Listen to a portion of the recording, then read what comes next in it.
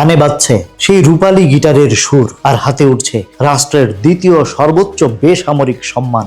দীর্ঘ প্রতীক্ষার পর অবশেষে 21 পদক পেলেন কিংবদন্তি আইয়ুব বাচ্চু। তবে একা নন, সাথে আছে দেশের অন্যতম জনপ্রিয় ব্যান্ড ওয়ারফেজ। 2026 সালের 21 পদকপ্রাপ্তদের নাম ঘোষণা করা হয়েছে। 9 জন গুণী ব্যক্তি এবং একটি প্রতিষ্ঠানের নাম এবার ইতিহাসের পাতায় স্বর্ণাক্ষরে লেখা হলো। তবে এবারের সবচেয়ে বড় আলোচনার কেন্দ্রবিন্দু কিন্তু অভিনেত্রী ফরিদা আক্তার ববিতা। অস্কার জয়ী সত্যজিৎ রায়ের অনঙ্গ বউ কিংবা নয়নমণি, ববিতা আমাদের সিনেমার এক মহাকাব্য।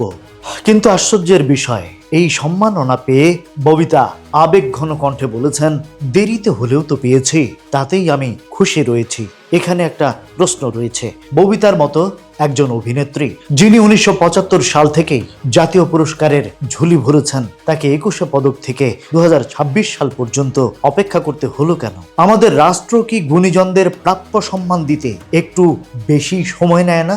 ববিতা কিন্তু মহত্বের পরিচয় দিয়েছেন। তিনি তার এই অর্জন উৎসর্গ করেছেন কিংবদন্তি জহির রায়হানকে, যার সংসার ছবি দিয়ে 1968 সালে পথ চলা শুরু হয়েছিল। শিল্পী যখন তার শিকড়কে ভোলেন না, তিনি প্রকৃত নক্ষত্র হয়ে ওঠেন। শুধু সিনেমা নয়, সাংবাদিকতায় শফিক রেহমান, স্থাপত্যে মেরিনা তাবাসসুম কিংবা চারুকলায় ডক্টর মোহাম্মদ আব্দুস সাত্তারের মতো ব্যক্তিত্বরা এবার তালিকায় রয়েছেন। আর ব্যান্ড মিউজিকের জন্য ওয়ারফেজ, তাদের এই পদকপ্রাপ্তি দেশের তরুণ প্রজন্মের জন্য এক বিশাল স্বীকৃতির নাম। শিক্ষায় অধ্যাপক মাহবুবুল আলম মজুমদার, ভাস্কর্যে তেজস হালদার, আর নৃত্যকলায় অথৈ আহমেদ, সব মিলিয়ে এবারের তালিকাটি বেশ বৈচিত্র্যময়। তবে আইয়ুব বাচ্চুকে মরণোত্তর সম্মাননা দেওয়াটা যেন সারা দেশের লাখো ভক্তের চোখের জলের ঋণ শোধ করা।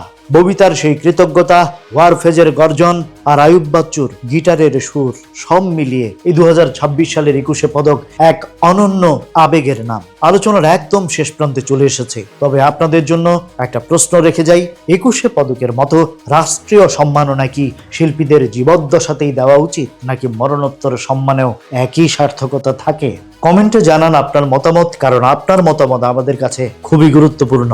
Raziur Rahman, voice of Bengal.